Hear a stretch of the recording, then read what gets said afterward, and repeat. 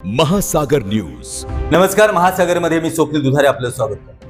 बुलढाणा जिल्ह्यातील बेलगाव येथे विनापरवाना देशी दारूची विक्री करणाऱ्यावरती डोणगाव पोलिसांनी कारवाई केली. या कारवाईत देशी दारूच्या 300 शीलबंद बाटल्या आणि दुचाकी असा एकूण 52,000 रुपयाचा मुद्देमाल जप्त करण्यात आला आहे.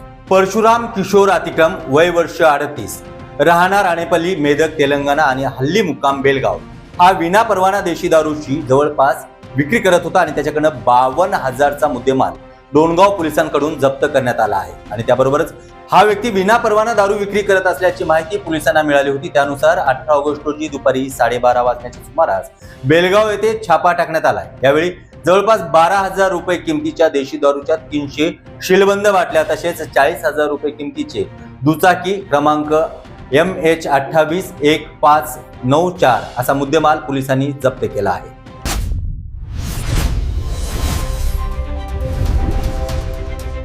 महासागर न्यूज.